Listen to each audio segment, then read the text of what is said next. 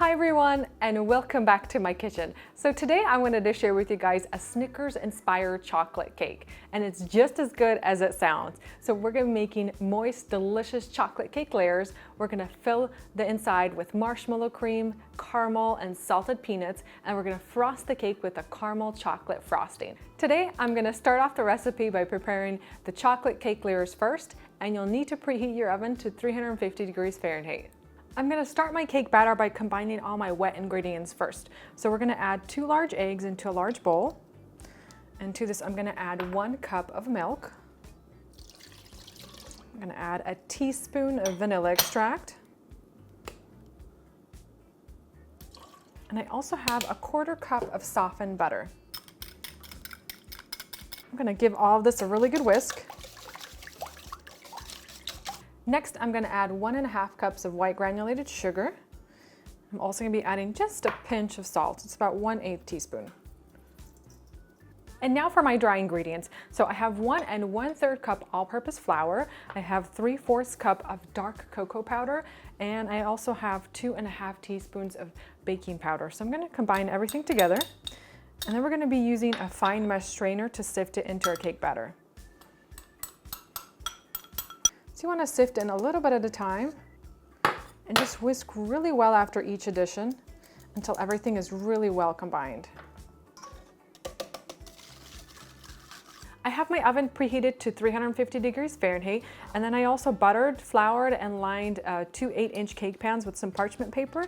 And now we're just going to divide our cake batter evenly between the 2 pans. And we're going to place this into the oven, and we need to bake the cakes until a toothpick inserted into the center comes out clean, and you'll see the top will just become nice and set.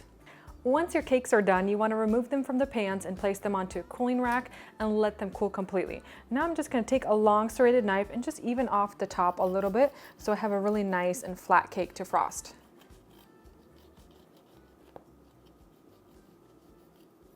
And now for our chocolate frosting. So today I'm going to be using 4 sticks of butter, and I've softened these to room temperature. I'm just going to add them into my mixer bowl here.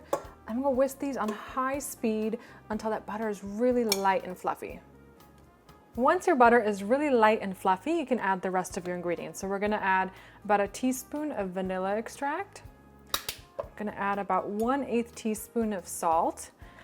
And we're going to add 1 can, so this one has 14 ounces, of dulce de leche, which is a cooked condensed milk. I'm going to add it right in. Next, I'm going to add 1/2 cup of dark cocoa powder. I'm also going to be adding 2 cups of powdered sugar. I'm going to add a little bit at a time until my frosting reaches the consistency I want it to be. Now, the powdered sugar is optional since the frosting is already pretty sweet. I'm just adding it for the consistency of the frosting.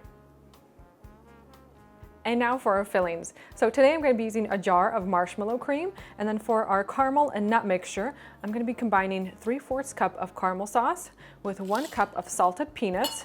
I just want to take a spoon and combine this together, and we're going to use it to fill the inside of our cake with. And now we're ready to assemble our cake. So I placed my first cake layer onto my cake platter.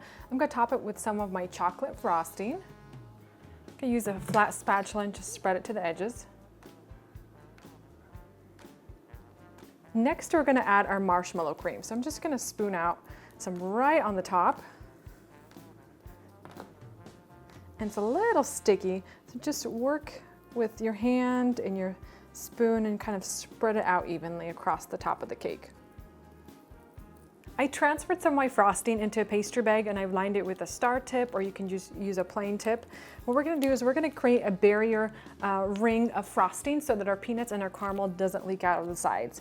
So you just want to pipe a ring along the edge, and we're going to dump our peanuts and our caramel sauce right into the center.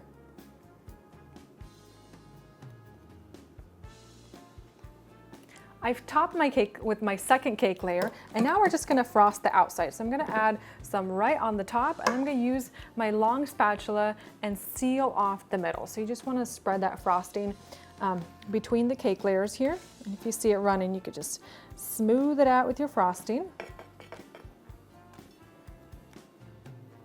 Today I'll be doing 2 layers of frosting. So this first layer is what we call a crumb coat, and that's just gonna seal everything on the inside. It's gonna seal the crumbs. So after you apply an initial layer of frosting, you wanna take the cake and place it into the freezer for about 20 minutes so the outside can set up.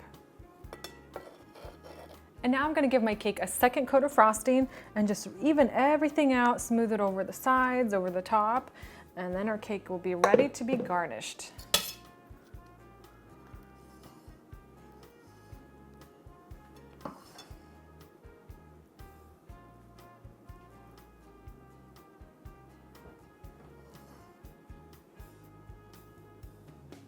Just gonna pipe a little dollop of frosting.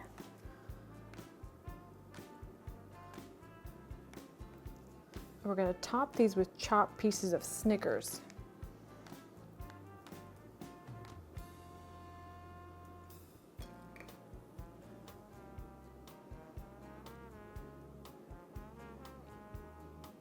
And now our cake is all done, and I'm gonna let it set in the refrigerator until it sets completely, and then we'll come back and give it a try. I'm just gonna take a wet paper towel and clean up the edges. And now our cake is all done. So ideally you want it to set in the refrigerator overnight just so all the components can really come together and so that for that caramel sauce to set up. And now it's time to give it a try. And it looks so great.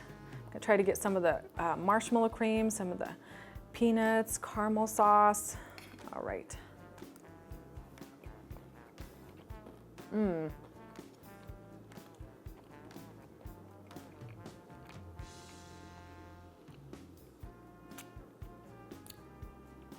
Absolutely delicious, and it tastes just as good as it looks. It really does invoke memories of my favorite candy bar. I absolutely love Snickers, and this is the perfect Snickers cake. Those really rich chocolate cake layers and combined with that marshmallow cream, the caramel sauce, the salted peanuts, everything combined together tastes absolutely delicious. You guys are gonna love this recipe. Especially if you're looking, for a really fun recipe, this is the cake for you. This is also really great for like a kid's birthday party. I'm sure the kids are gonna absolutely love this. So I hope you guys have enjoyed this video recipe.